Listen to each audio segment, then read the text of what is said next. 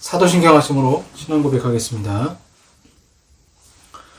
전능하사 천지를 만드신 하나님 아버지를 내가 믿사오며 그 외아들 우리 주 예수 그리스도를 믿사오니 이는 성령으로 잉태하사 동정녀 마리아에게 나시고 본디오 빌라도에게 고난을 받으사 십자가에 못 박혀 죽으시고 장사한 지 사흘 만에 죽은 자 가운데서 다시 살아나시며 하늘에 오르사 전능하신 하나님 우편에 앉아 계시다가 저리로서 산자와 죽은 자를 심판하러 오시리라. 성령을 믿사오며 거룩한 공예와 성도가 서로 교통하는 것과 죄를 사하여 주시는 것과 몸이 다시 사는 것과 영원히 사는 것을 믿사옵나이다. 아멘. 찬송 하시겠습니다. 찬송가 430장 주와 같이 길 가는 것 즐거운 일 아닌가. 찬송가 430장입니다.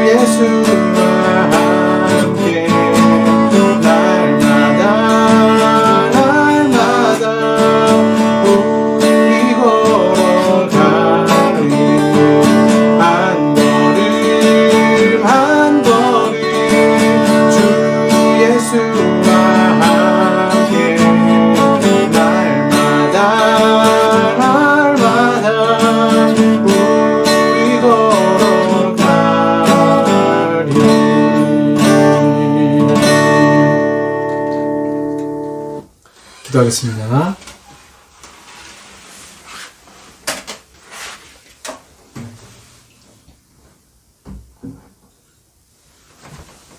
사랑의 하나님 감사합니다. 올 한 해 뒤돌아보면 큰 선물을 주시고 또 때로는 힘든 시기 가운데도 채워주신 아버지 하나님, 코로나19의 위험 속에서도 저희들 지켜주시고 사랑하시는 아버지 하나님, 국내적으로 위기라고 하지만 가장 큰 위기는 영적 위기일 것입니다. 하나님을 더 사랑하지 못하고 이웃을 더 사랑하지 못하고 우리의 죄에 습관에 죄에 빠져서 헤어나지 못하며 주님을 섬기지 못했던 저희들 하나님 용서하시고 이 감사절에 더욱 주님께 감사하며 믿음으로 나아가게 하여 주시옵소서. 특별히 하나님 코로나의 그 위협 속에서도 저희들이 그것 때문에 그것이 위험하다고 해서 하나님을 찾고 찾는데 게을러지지 않도록 주님 도와주시옵소서. 더 힘든 시기일수록 더 어려운 시기일수록 주님께 기도하며 찬송하며 예배하는 삶 포기하지 않도록 주님 도와주시고 날마다 동행하며 주님과 가까워지는 삶을 살게 하여 주시옵소서. 온갖 우울증과 온갖 정신적 질병들이 이 코로나 바이러스와 함께 우리 삶 속에 침투하고 있고 우리 마음은 늘 무겁고 머리가 아플 때도 있습니다. 그러나 하나님, 그럼에도 하나님이 살아계시기에 또 가족이 있기에 믿는 성도가 있기에 행복하며 믿음으로 살아갈 수 있도록 주여 도와주시고 감사의 절기에 정말 감사가 넘치며 믿음으로 승리할 수 있도록 주여 도와주시옵소서. 오늘도 하나님께서 말씀하여 주시고 그 아버지의 말씀에 순종하며 저희들의 삶이 변화되는 귀한 시간이 되게 하여 주시옵소서. 예수님 이름으로 기도합니다. 아멘. 네, 성경 말씀 룻기입니다. 룻기 1장 19절에서 22절까지 말씀입니다. 룻기 1장 19절에서 22절까지 말씀. 제가 가진 성경 구약 403쪽이 되겠습니다. 사사기 다음에 있습니다. 룻기 1장 19절에서 22절까지 말씀입니다. 제가 봉독하겠습니다. 이에 그 두 사람이 베들레헴까지 갔더라. 베들레헴에 이를 때에 온 성읍이 그들로 말미암아 떠들며 이르기를 이가 나오미냐 하는지라. 나오미가 그들에게 이르되 나를 나오미라 부르지 말고 나를 마라라 부르라. 이는 전능자가 나를 심히 괴롭게 하셨음이니라. 내가 풍족하게 나갔더니 여호와께서 내게 비어 돌아오게 하셨느니라. 여호와께서 나를 징벌하셨고 전능자가 나를 괴롭게 하셨거늘 너희가 어찌 나를 나오미라 부르느냐 하니라. 나오미가 모압 지방에서 그의 며느리 모압 여인 룻과 함께 돌아왔는데 그들이 보리 추수 시작할 때에 베들레헴에 이르렀더라. 아멘. 네, 오늘은 감사 두 번째. 저희가 다음 주는 이제 추수감사로 지키고요. 감사 두 번째. 차선이라도 감사라는 제목으로 말씀을 전하도록 하겠습니다.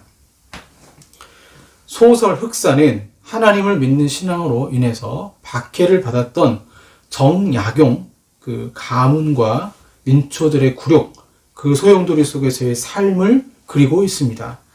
정약종은 순교하고 정약전과 정약용은 이제 유배를 떠나게 되죠. 소설 흑산의 주인공은 정약용은 아니고요. 정약전입니다. 정약전이 흑산도로 유배를 떠나는 장면에서부터 이 소설이 시작이 되죠. 순교자가 아닌 산자, 최선의 순교의 자리가 아닌 여기 살아있는 자의 차선의 이야기가 바로 흑산입니다. 우리는 최선과 차선을 인간적으로 생각할 때가 많습니다. 만약 수많은 고난 속에서 하나님 나라 영광 위에 순교한 것을 그것이 어떻게 최선이냐라고 말할 수 있겠지만 그건 인간적인 생각이죠. 오히려 하나님 나라 영광 위에 순교하는 것이 하나님 나라의 입장에서는 최선일 것입니다. 오히려 차선의 삶은 살게 된 이 정약전, 자기 형제는 순교했지만 살아남아서 유배지에서 남은 생애를 살아야 하는 정약전은 조선시대에 많은 사람들이 유배지에서 죽음을 택하거나 술로 삶을 포기하는 일들이 잦았는데 그는 흑산이라는 이름을 바꿔요. 흑산도. 나는 흑산도에 사는 게 아니고 자산에 산다. 이 자산은 조금의 빛이 스며드는 검정색을 말합니다. 조금의 빛이 스며드는 검은색. 그러니까 흑산도 그래서 완전히 껌껌한 섬이 아니라 그래도 하나님이 빛이 비추는 나는 자산에 살고 있다라고 고백을 합니다. 소설 속에서 정약전은 이렇게 말합니다. 여기서 살자. 여기서 사는 수밖에 없다. 고등어와 더불어, 오칠구와 더불어, 창대와 장팔수와 더불어 여기서 살자. 섬에서 살자. 그러면서 바로 이 흑산도 아니 자산도에서 정력전은 우리나라 주변 어족들의 정보에 대한 명저 자산어보를 쓰게 됩니다. 그는 차선 속에서 최선을 다해 살아간 것입니다. 만약 여러분 내 삶에 내가 생각하는 최선의 상황이 펼쳐지지 않고 오히려 인생이 꼬인다면 어떻게 해야 될까요? 과연 나는 내 삶의 최선이 아닌 차선의 상황도 준비하며 살아가고 있을까요? 그런 사람은 드문 것 같지 않아요. 요즘은 보통 40대가 되면 명퇴죠, 명퇴. 그래서 퇴직을 되게 일찍 하는 그런 시기라서 한 40대 중반 되면 다 이제 회사 생활을 그만두고 새롭게 뭐 사업을 한다거나 음식점을 한다거나 시작을 하게 되죠.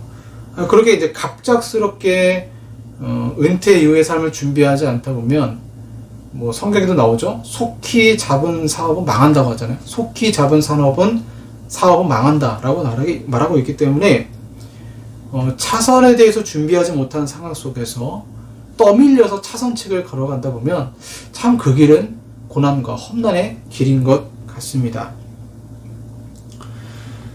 최선이 아닌 차선의 상황을 만날 때, 생각지도 못한 그런 인생의 길을 걷고 있을 때, 고난의 또 역풍을 만나게 될 때, 오히려 내가 최선의 삶이라고 생각했던 것들이 펼쳐지지 않는 것에 대해서 우리는 하나님을 원망하며 불평할 때가 많죠.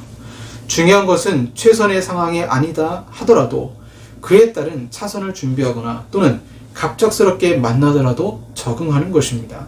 외교에서 이를 잘 보여주는데요. 베트나라는 말이 있습니다. 베트나. 최선의 대안이라는 뜻 영어의 약자입니다. 그러니까 베트나란 협상에서 실패했을 때 가지고 있는 차선책, 즉 최선의 대안입니다. 즉 노조의 대표와 회사의 대표가 협상을 할 때 최선책을 서로 말하고 잘 안 되겠죠. 이를 조율하기 위해서 나름 차선책을 준비하기 마련이죠. 최선의 상황이 아닌 차선을 선택해야 하는 경우, 외교가들의 경우는 미리 준비하는 전략이 있기 때문에 담담하게 받아들이고 협상 테이블에서 성과를 이룹니다. 그런데 우리 인생의 경우는 그렇지 않아요. 과연 차선을 전략적으로 준비하는 사람이 얼마나 될까요?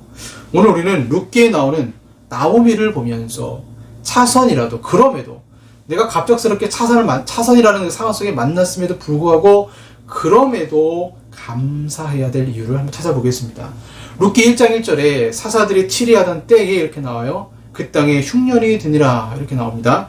자, 사사들이 치리하던 때, 사사가 재판관이라는 뜻이죠. 하나님의 사자라는 뜻입니다.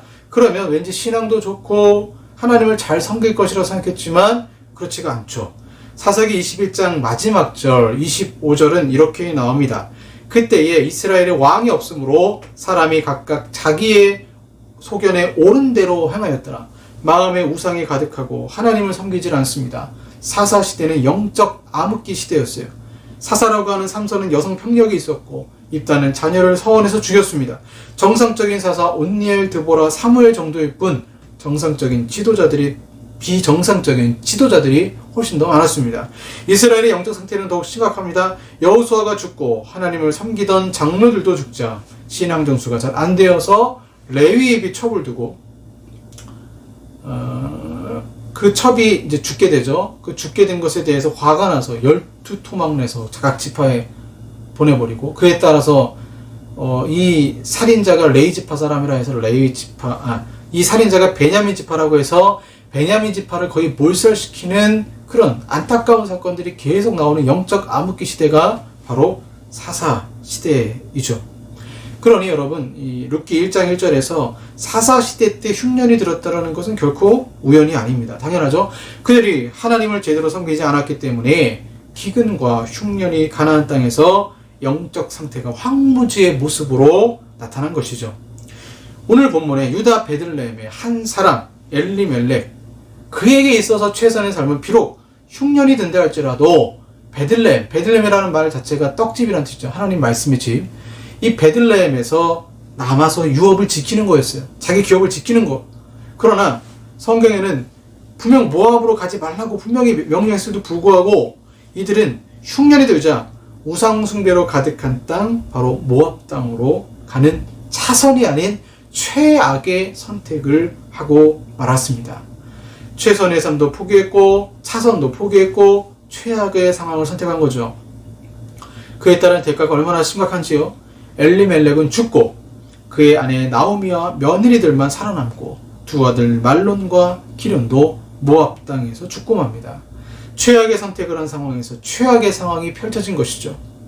이제 나오미와 두 며느리만 남았습니다. 그 상황 속에서 오르바는 자유를 찾아 떠나게 되고 룻은 시어머니를 붙쫓아 베들레헴 땅으로 가게 됩니다. 그러자 오늘 본문 19절에 나오미가 왔다고 소문이 자자한 가운데 나오미는 20절에 나를 나오미라 부르지 말고 나를 마라라 부르라. 이는 전능자가 나를 심히 괴롭게 하셨음이니라. 이 나오미 이름의 뜻이 희락, 기쁨인데 이 출애굽기에 나오는 출애굽기 그 광야 생활 중에 나오는 마라, 쓴물로 이름을 바꿨다는 거예요. 그렇게 나는 지금 어려운 상황이라는 거죠. 그래서 그의 인생의 21절에 풍족한 상황, 남편도 두 아들도 있었던 또 경제적으로도 괜찮았던 그 기쁨의 상태에서 돌아와 이제는 빈털터리가 되어서 나는 마라다, 쓴물이다 말하고 있습니다. 앞서 말씀드린 대로 나오미는 최선의 상황, 베들레헴에 남아있는 것을 포기하고 차선이 아닌 최악을 선택했다 했습니다. 모압으로 가는 것입니다. 그런데 여러분, 하나님은 어떤 분이실까요? 합력하여 선을 이루시는 분이세요. 우리가 아무리 최선을 이루지 못하고 잘못 선택하여서 최악의 인생을 걷는다 해도 하나님은 합력하여 선을 이루셔서 차선으로 바꾸는 것입니다. 우리는 나오미와 같은 경험을 할 때 참 인생이 버겁게 느낄 때가 있어요. 하나님, 날 사랑하신다면서 어떻게 이러실 수 있습니까?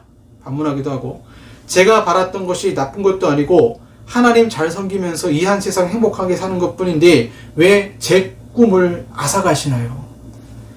이루고 싶던 꿈이 깨지고 인생이 예상한 것과는 다른 방향으로 흘러가고 쓴 고난이 닥칠 때 억울함을 호소하며 부르짖는 것입니다.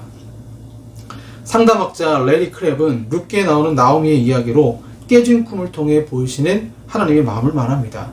하나님은 이 세상에서의 축복이라는 낮은 차원의 꿈을 깨트리면서 가장 위대한 꿈, 즉 하나님을 만나 그분과 사귀며 변화되는 꿈을 꾸도록 우리를 인도하신다는 거죠. 실제로 이런 얘기를 했어요. 하나님은 보다 위대한 것을 향한 열망을 주시기 위해 선하지만 저차원적인 우리의 꿈을 깨뜨리신다. 하나님은 우리가 생각하는 작은 행복이 아니라 크고 위대한 하나님의 행복을 주시려고 우리의 작은 꿈을 잠시 접으신다는 것입니다.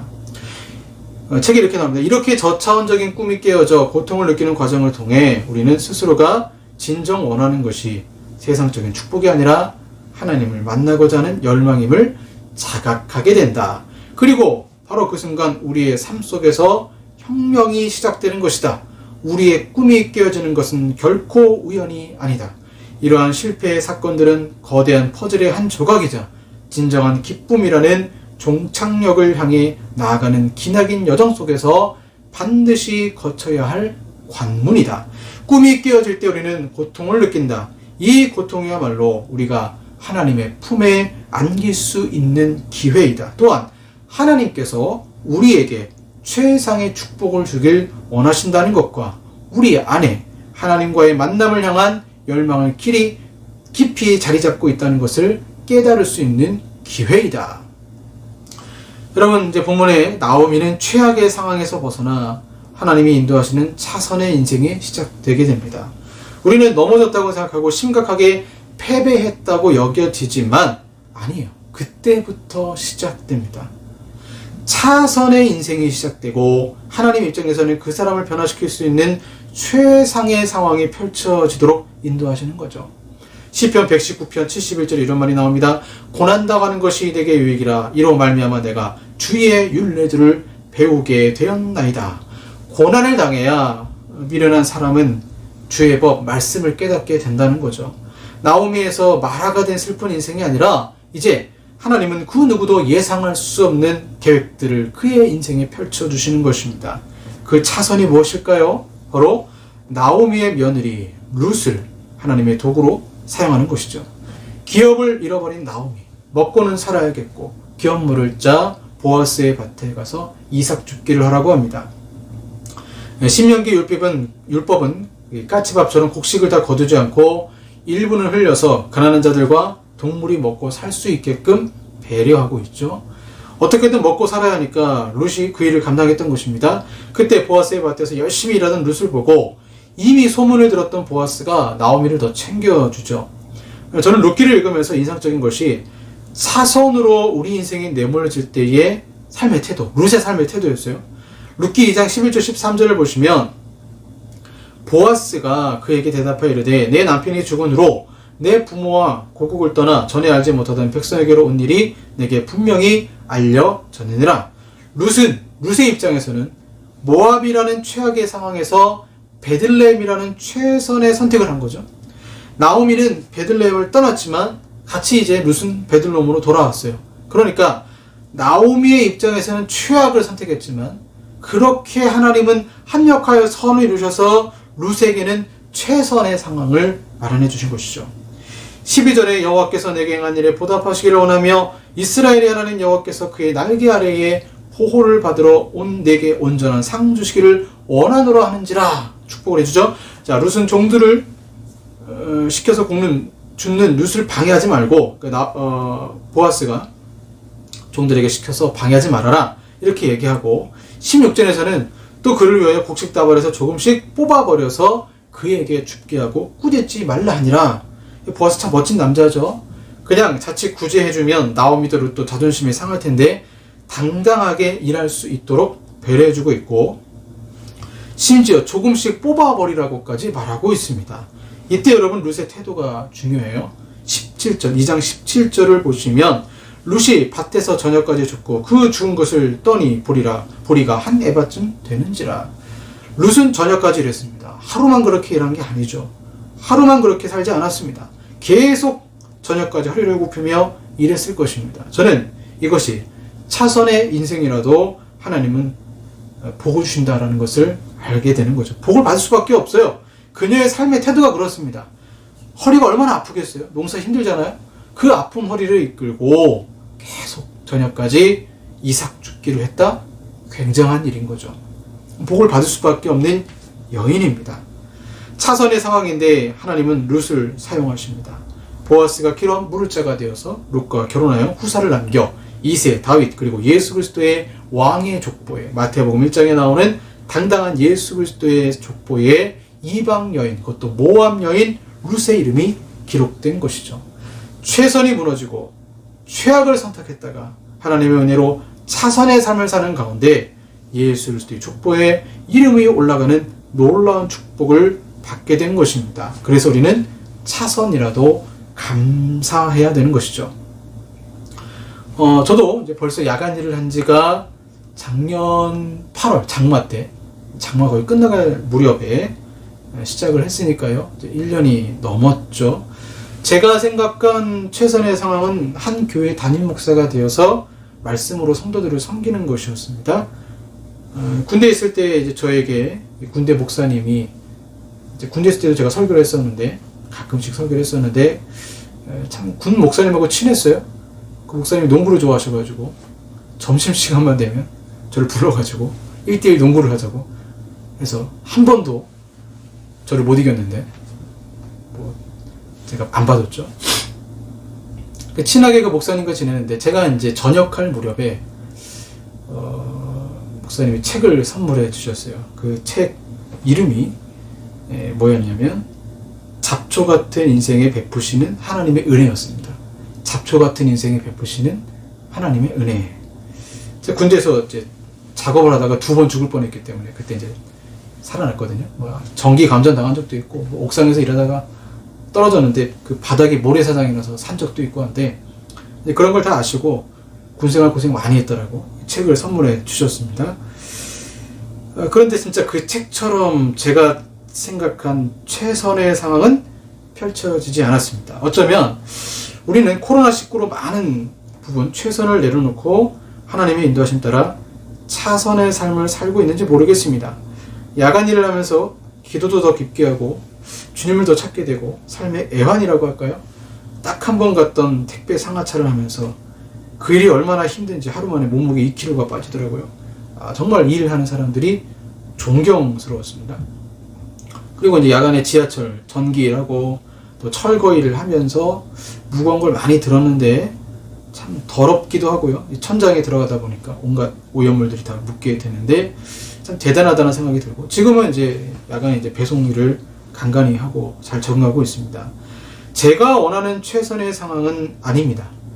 하지만 저는 믿어요. 현재 저는 차선의 길을 가고 있죠. 룻은 차선의 상황에서 정말 열심히 일했습니다. 여러분, 코로나19로 내 삶이 다른 방향으로 가는 것 같다고 낙심하거나 포기하지 마세요. 저는 차선의 상황에서 하나님의 은혜로 개척 자금을 마련하고 있는 중입니다. 그리고 설교의 삶의 무게를 더할 수 있게 되었습니다. 이 또한 하나님의 은혜가 아닐까요? 최선의 상황이 아닌 차선이라도 감사하며 살아야 합니다. 룻이 예수님의 족보에 들어갈 수 있었던 것은 그녀의 삶의 태도, 그녀는 남편을 잃은 상황에서, 가난한 상황에서 시어머니를 모시고 살아야 하는 그 상황에서 하나님을 믿었기에 감사로 삶의 무게를 이겨냈습니다. 삶의 무게를 뭘로 이겨낼 수 있겠어요? 우리가 신앙생활하면서, 우리 신앙생활하면서 삶의 무게를 이기는 건 하나님께 감사하는 것밖에 없습니다. 우리가 차선의 상황이라 할지라도 감사한다면 하나님이 예비하신 큰 축복을 분명히 받게 될 것입니다. 조금만 버티십시오. 그리고 차선이라도 감사하시길 바랍니다. 기도하겠습니다. 하나님, 최악의 상황을 선택했다 할지라도 합력하여 선을 이루시고 차선이라도 감사하며 사는 그 삶에 복을 주셨는데 저희들 동일한 복 받기를 원합니다. 주님 축복하시고, 차선이라 할지라도 원망하며 불평하는 것이 아니라 감사하며 사는 우리들 되게 하여 주시옵소서. 예수님 이름으로 기도합니다. 아멘. 헌금 찬양, 다음 주는 이제 추수감사절로 지키도록 하겠습니다. 주가 일하시네 찬양하도록 하겠습니다.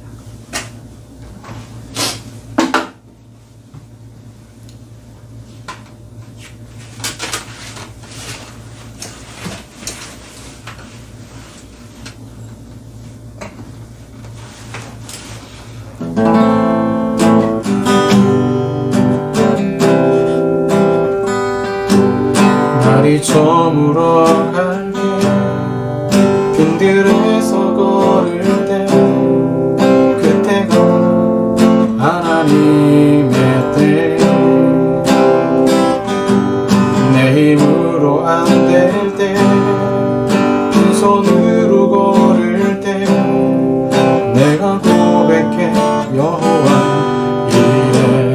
날이 저물어 갈 때, 날이 저물어 갈 때, 빈들에서 걸을 때, 그때가 하나님의 때. 내 힘으로 안 될 때, 빈손으로 걸을 때, 내가 고백해 여호와 이래.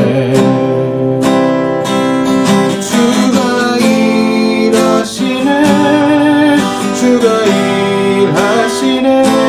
주께 아끼지 않는 자에게 주가 일하시네. 주가 일하시네. 신뢰하며 걷는 자에게 우리 모인 이곳에 주님 함께 계시네. 누리는 아버지 은혜. 적은 떡과 물고기 내 모든 걸 드리네. 모두 고백해 여호와 이래. 우리 모인 이곳에, 우리 모인 이곳에 주님 함께 계시네. 누리는 아버지 은혜. 적은 떡과 물고기 내 모든 걸 드릴 때 모두 고백해 여호와 이래.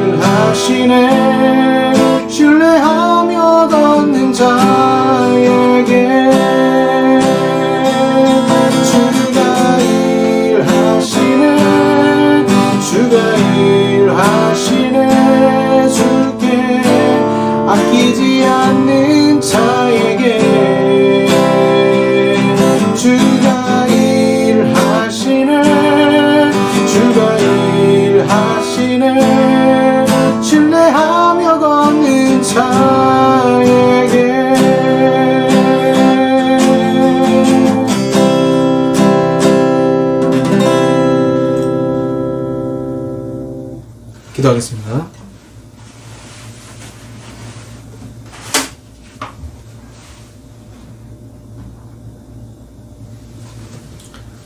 주님이 일하심을 믿습니다.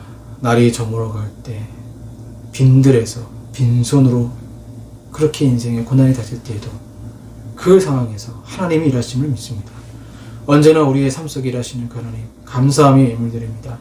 차선이라도 최선을 다하며 하나님 앞에 귀한 예물 드리고 마음을 드리고 정성을 드립니다. 주님이 모든 기도에 응답하시고 그 삶에 복에 복을 더하시고 또한 보아스와 같은 은인을 만나서 좋은 이웃들을 많이 만나게 하셔서 하나님 영이 치유받고 물질적으로 복받는 우리 성도들 되게 하여 주시옵소서. 지금은 우리 구주 예수 그리스도의 은혜와 성부 하나님의 사랑하심과 성령 하나님의 교제 같은 역사하심이 차선이라도 최선의 삶을 살기 원하는 우리 사랑하는 성도들과 한국교회 위에 영원토록 함께 있을지어다. 아멘.